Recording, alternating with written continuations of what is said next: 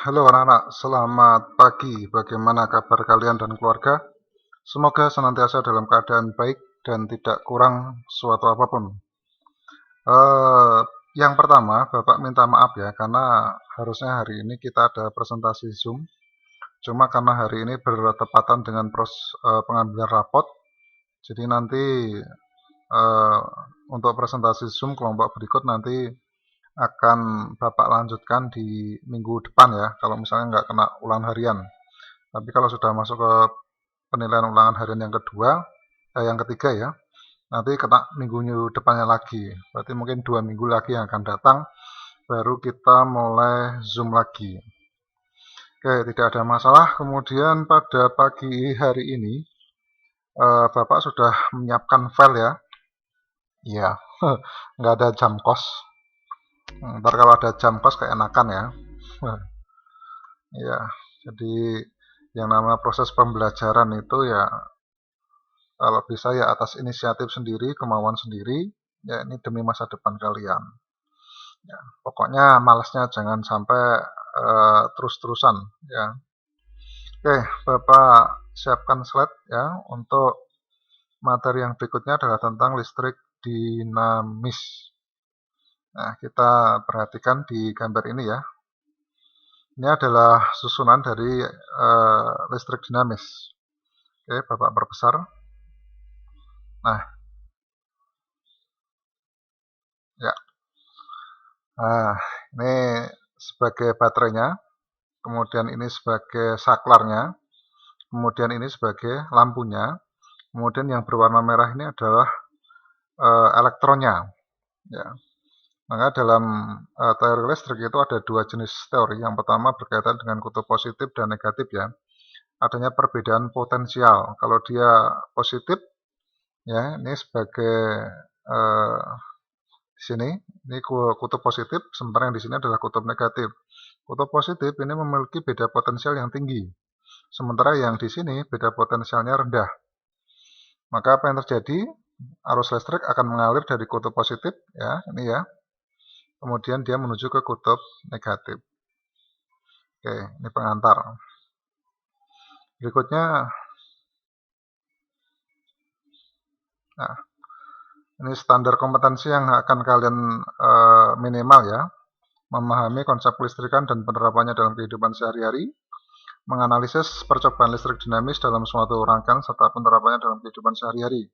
Indikatornya untuk soal-soalnya nanti, yang pertama adalah menjelaskan konsep arus listrik, yang kedua menjelaskan konsep hukum Ohm, yang ketiga adalah menjelaskan konsep hambatan pada penghantar, yang keempat menghitung nilai hambatan pengganti pada rangkaian seri, paralel maupun campuran. Kemudian yang kelima adalah menghitung kuat arus percabangan, ini nanti menggunakan hukum Kirchhoff ya. Kemudian yang keenam adalah menghitung nilai kuat arus pada rangkaian tertutup. Nah, oke. SKL, standar kelulusan, menentukan besaran fisika pada berbagai bentuk rangkaian listrik. Nah, ini nanti ada 3 jenis rangkaian ya. Yang pertama adalah rangkaian seri, yang kedua rangkaian paralel, yang ketiga adalah rangkaian campuran. Ini durasinya masih panjang, lumayan panjang. Ini ya. Jadi yang akan kita pelajari pada bab ini adalah yang pertama berkaitan dengan arus listrik, hambat jenis, hukum Ohm, kemudian hukum pertama Kirchhoff. Hambat jenis ini berkaitan dengan konduktivitas. Ya, kemudian hukum Ohm berkaitan dengan rangkaian hambatan, ada yang seri, ada yang paralel, kemudian rangkaian listrik. Nah, nanti kita tambahkan dengan rangkaian gabungan atau campuran. Kemudian yang terakhir adalah tentang hukum pertama Kirchhoff. Nah, nanti kita bahas ya.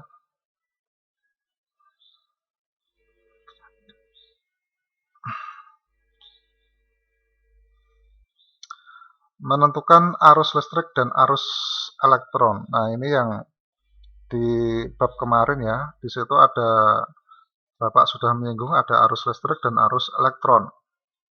Nah, ini perhatikan di gambarnya ya.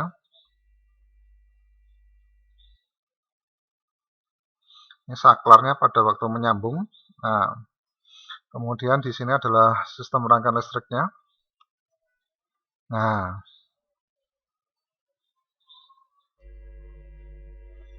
Nah, ini adalah perbedaan antara arah arus listrik dan arah elektron.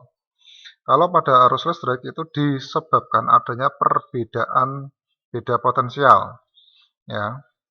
Karena ada beda potensial, kutub positif memiliki beda potensial yang lebih tinggi, maka dia akan mengalir ya menuju ke beda potensial yang rendah, ke kutub negatif. Tapi kalau kita menggunakan arah elektron, ya, maka elektron atau listrik itu akan mengalir dari kutub negatif menuju ke kutub positif. Jadi berkebalikan arah ya antara arah arus listrik dan arah elektron. Arus listrik adalah aliran muatan positif dari potensial tinggi ke potensial rendah. Sementara arus elektron adalah aliran elektron dari potensial rendah ke potensial tinggi. Jadi saling berkebalikan. Kemudian menentukan syarat arus listrik dapat mengalir pada suatu rangkaian. Nah, di sini disajikan ada dua jenis rangkaian listrik ya. Yang pertama adalah rangkaian terbuka, yang kedua adalah rangkaian tertutup. Nah, kemudian kalau di sini ya pada rangkaian terbuka ini digambarkan dalam bentuk skema, ininya terbuka, jadi tidak ada lintasan yang menyambung. Efeknya arus listrik tidak dapat mengalir. Sementara pada yang di sini rangkaian tertutup, ya, ini arus listrik dapat mengalir. Ya, di sini lampunya mati, sementara di sini lampunya menyala. Ya, jadi kalau ditanya mengapa lampu mati, karena tidak ada aliran arus listrik. Yang kedua, mengapa di sini lampu menyala? Karena saklar dalam posisi tertutup, kemudian terjadi arus listrik. Dalam rangkaian apa agar arus listrik dapat mengalir dalam rangkaian yang tertutup? Itu pasti ya. Berikutnya adalah aliran arus listrik. Nah, ini selalu ya. Misalnya di sini ada dua benda A dan B. Ya, ini diperhatikan gambarnya, ilustrasinya. Ya. Nah, kalau dilihat dari awal lagi ya, nah, biar jelas. Pada waktu pertama ternyata muatan positif di titik A itu lebih banyak daripada di titik B. Maka yang terjadi adalah elektron yang terdapat pada B itu akan mengalir ke A. Ya, kenapa? Karena pada benda A itu memiliki beda potensial yang tinggi. Sementara beda potensial pada titik B itu lebih rendah. Kalau di sini ada pertanyaan, apakah ketika terjadi aliran muatan listrik dari B ke A sampai muatan di B habis? Kalau muatan di B itu sudah habis, apakah akan ada muatan? Ya tidak ada. Kenapa? Karena B menjadi metan, ya, menjadi netral. Kemudian pertanyaan berikutnya, ketika benda A dan B memiliki jumlah dan jenis muatan yang sama, maka kedua benda dapat dikatakan telah memiliki potensial yang bagaimana? Jika benda A dan B memiliki dua muatan yang sama, jumlahnya sama, ya, maka di situ tidak ada beda potensial. Ya, karena dia tidak ada potensial, maka di situ tidak ada arus listrik.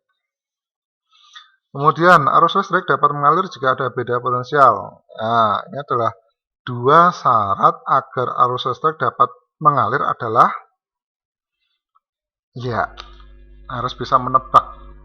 Yang pertama, dia harus berada dalam rangkaian tertutup. Kemudian yang kedua, dia harus memiliki beda potensial. Ya. Nah,